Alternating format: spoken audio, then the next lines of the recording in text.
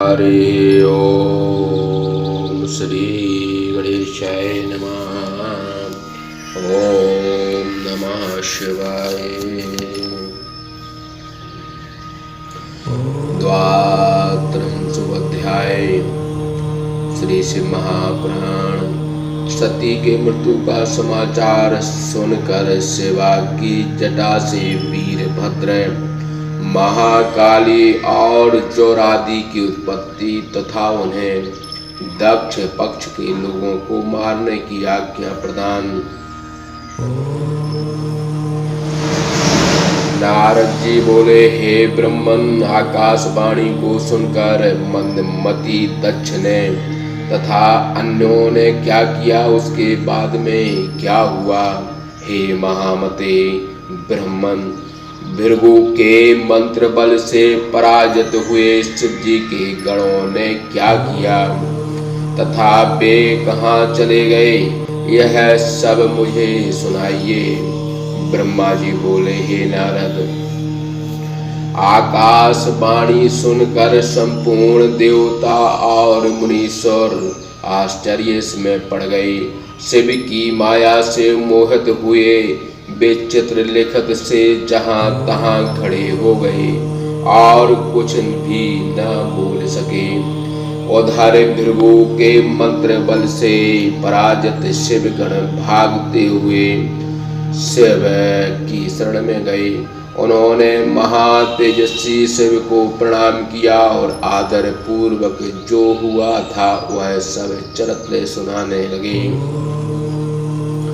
गणों ने कहा, हे देव देव, हे महादेव, शरण में आए हुए हम लोगों की रक्षा कीजिए और हे नाथ, विस्तार से आदर पूर्वक सती जी का चरित्र सुनिए।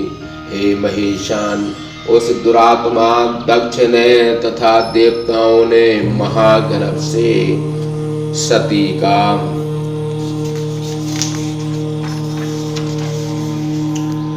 अपमान तथा अनादर किया। उसने अपने यज्ञ में समस्त देवताओं को भाग दिया, केवल आपको भाग नहीं दिया। इतना ही नहीं, उसने गर्भ में भरकर आपको बहुत दुर्वचन भी कहा। तदंतर यज्ञ में आपका भाग न देखकर सती जी को महान क्रोध हुआ और उन्होंने अपने पिता की महान निंदा कर शरीर को भस्म कर दिया। तब हजारों गण लज्जा से अपने ही शस्त्रों से अपने अंगों को काट कर वहीं मर गए और बचे हुए हम लोगों को महान क्रोध उत्पन्न हो गया। हम लोगों ने भयानक रूप धारण कर उस यज्ञ को नष्ट करना प्रारंभ किया। इतने में आपके विरोधी भृगु ने अपने मंत्र बल के प्रभाव से हमें पराजित किया। हे विशंभर, हे प्रभु, भयभीत हम लोग आपकी शरण में आए हुए हैं। हमारे ऊपर दया कर आप इस भय से हमें निर्भय करें। हे महाप्रभु, उस यज्ञ में दक्षादि दुष्टों ने गर्भ में भरकर हम लोगों का एवं विशेषकर आपका अपमान किया है। यह हमने अपना सती जी का तथा उन मूर्खों का सारा वृत्तांत आपको सुना दिया। अब आपकी जैसी इच्छा हो वैसा कीजिए। ब्रह्मा जी बोले, इस प्रकार अपने गणों के मुख से सारा वृत्तांत सुनकर महाप्रभु शंकर ने और चरित्र जानने के लिए शीघ्रता से नारद का स्मरण किया। हे देवर्षि, उस समय तुम भी मनोहर रूप धारण कर वहां शीघ्रता से पहुंच गए और भक्ति पूर्वक हाथ जोड़कर शिव को प्रणाम कर वहीं बैठ गए। तदंतर शंकर जी ने तुम्हारी बहुत प्रशंसा की और वे दक्ष यज्ञ में गई हुई सती का समाचार तथा उनका सारा चरित्र तुमसे पूछने लगे। हे नारद, शिव जी के इस प्रकार पूछने पर शिव स्वरूप तुमने भी शीघ्र ही दक्ष के यज्ञ में जो हुआ था वह सारा वृत्तांत सुना दिया। हे महामुने। तब तुम्हारे कहे हुए वचनों को सुनकर महारुद्र पराक्रमी भगवान शंकर अत्यंत क्रुद्ध हो गए। लोक संहारी रुद्र ने उसी समय एक जटा उखाड़ दी और महाक्रोध हो उसे पर्वत के ऊपर पटक दिया। हे नारद, शंकर के द्वारा पर्वत पर जटा पटकते ही उसके दो खंड हो गए और उससे महाप्रलय करने वाला एक भयानक शब्द उत्पन्न हुआ। हे देवर्षि, उस जटा के पूर्व भाग में महाभयंकर महाबलशाली सभी गणों का मुखिया वीरभद्र उत्पन्न हुआ। वह चारों ओर से पृथ्वी में व्याप्त होकर 10 अंगुल पर्यंत पृथ्वी से ऊपर आकाश में स्थित हो गया। प्रलयाग्नि के समान तेजस्वी और अत्यंत उन्नत उस वीरभद्र की 1000 भुजाएं थीं। उन महारुद्र महेश्वर भगवान के क्रोध के निश्वास से 100 प्रकार के ज्वर तथा 13 सन्निपात उत्पन्न हुए। हे नारद जी, उस जटा के दूसरे भाग से महाभयंकर एवं करोड़ों भूतों से घिरी हुई महाकाली उत्पन्न हुई। संसार को संत्रस्त करने वाले वे सभी ज्वर महाक्रूर मूर्ति धारण किए हुए थे। वे अपने तेज से ऐसे प्रज्वलित हो रहे थे मानो सारे संसार को जला देंगे। तब वाक्य विशारद महावीर वीरभद्र शिव जी को प्रणाम कर हाथ जोड़कर बोले। वीरभद्र बोले, हे महारुद्र, हे सूर्य, सोम तथा अग्नि नेत्र वाले, हे प्रभु, मैं कौन सा कार्य करूं? मुझे शीघ्र आज्ञा दीजिए। क्या एक क्षण में ही सारे समुद्रों को सुखा दूं अथवा क्षण भर में समस्त पर्वतों को चूर चूर कर दूं? अथवा हे शिव, क्या क्षण मात्र में सारे ब्रह्मांड को अथवा देवता एवं मुनीश्वरों को भस्म कर डालूं? अथवा हे शंकर, क्या सारे लोगों को उलट कर तहस नहस कर डालूं या समस्त प्राणियों को इसी क्षण मार डालूं? हे महेश्वर, आपकी कृपा से मुझे कोई भी कार्य अशक्य नहीं है। पराक्रम में ना तो मेरे समान कोई हुआ है और ना तो आगे होगा। हे प्रभु, मुझे आप हे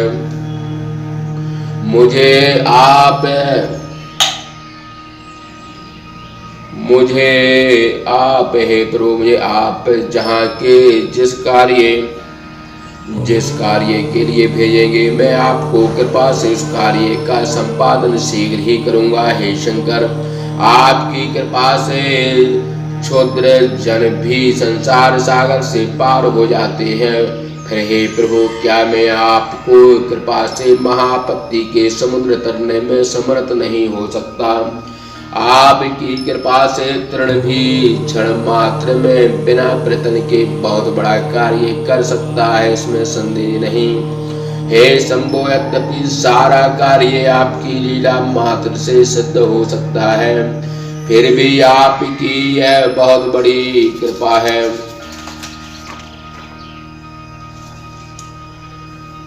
कृपा होगी जो आप मुझे किसी कार्य के लिए नियुक्त करें। हे शंभो, आपकी कृपा से मुझ में जितनी शक्ति है, अन्य में आपकी कृपा न होने से उतनी शक्ति संभव नहीं है। यह बात मैं सत्य सत्य कहता हूँ कि आपकी कृपा के बिना कोई एक तृण को भी हिला नहीं सकता। हे महेश्वर, जिस प्रकार समस्त देवगण आपके नियंत्रण में हैं, उसी प्रकार मैं भी आपके नियंत्रण में हूँ, क्योंकि आप सारे प्राणियों के नियामक हैं। हे महादेव, आपको प्रणाम है, बारंबार प्रणाम है। हे हर, आज मुझे अपनी इष्ट सिद्धि के लिए भेजिए।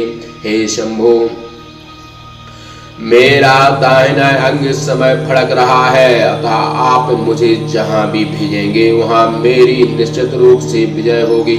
हे शंकर, इस समय मुझे विशेष रूप से अनिर्वचनीय हर्ष तथा उत्साह उत्पन्न हो रहा है और मेरा मन अनायास ही आपके चरण कमलों में लग रहा है।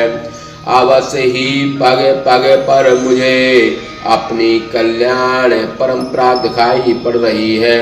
समस्त कल्याण स्वरूप आप सदाशिव में जिसकी दृढ़ भक्ति हो उसी की नित्य विजय तथा उसी का नित्य कल्याण होता है। ब्रह्मा जी बोले, वीरभद्र की बात सुनकर मंगलापति भगवान सदाशिव अत्यंत संतुष्ट हो गए और वे, वीरभद्र तुम्हारा कल्याण हो, इस प्रकार का आशीर्वाद देते हुए बोले। शिव जी बोले, हे तात वीरभद्र, सावधान से मेरी बात सुनो और उसे शीघ्र ही प्रयत्न पूर्वक करो जिससे मुझे संतोष प्राप्त हो। इस समय ब्रह्मा का पुत्र दुष्ट दक्ष यज्ञ कर रहा है। वह मूर्ख एवं अभिमानी है और मुझसे विशेष रूप से विरोध रखता है। हे गण, तुम यज्ञ के सहित दक्ष के सारे परिवार को नष्ट कर शीघ्र ही मेरे पास चले आओ।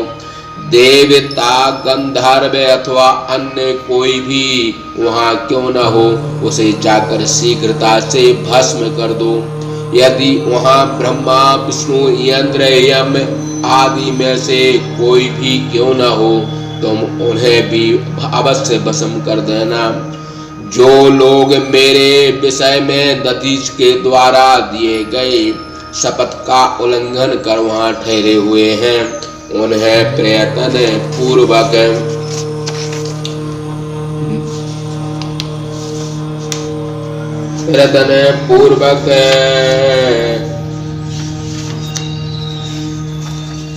निश्चित रूप से अवश्य भस्म कर देना। यदि ब्रह्मवश विष्णु आदि देवगण प्रमथों के साथ लड़ने के लिए आवे तो शीघ्र ही अनेकों आकर्षण मंत्रों से खींचकर भस्म कर देना। जो मेरे विषय में दिए गए शपथ का उल्लंघन कर गर्वीले हों, मेरी आज्ञा ना मान कर वहां उपस्थित हो, उन्हें भी मेरा शत्रु समझकर उन्हें अग्नि समूह से शीघ्र भस्म कर देना। और जो भी दक्ष के उस यज्ञ में स्त्री एवं धनादि के साथ उपस्थित हो, उन्हें भी भस्म कर शीघ्रता से मेरे पास चले आओ। तुम्हें वहां पहुंचते ही विश्व देवा आदि गण देवगण तुम्हारी स्तुति करेंगे, परंतु तुम उन्हें भी शीघ्र भस्म कर मेरे पास चले आना। इस भांति से जो जो देवता मुझसे द्रोह कर वहां उपस्थित हो रहे हैं, उन्हें शीघ्र ही अग्नि की लपटों में जलाकर मेरे पास चले आना। मंत्र पालक समझकर उनकी उपेक्षा कदापि मत करना। हे वीर, पत्नी बंधुओं के साथ वहां उपस्थित हुए उन्हें सभी दक्षादि देवगणों को लीला पूर्वक जलाकर ही जल पीना। ब्रह्मा जी बोले, वेद मर्यादा पालक काल के भी काल सर्वेश्वर शिव जी क्रोध से आंखें लाल कर महावीर वीरभद्र से इतना कहकर मौन धारण कर लिया। इस प्रकार सदती भाषा टीका शायद शिव महापुराण के अंतर्गत द्वितीय रुद्र संहिता के द्वितीय सती खंड में वीरभद्रोत्पत्ति एवं शपोपदेश वर्णन नामक 32वां अध्याय समाप्त। बोलिए।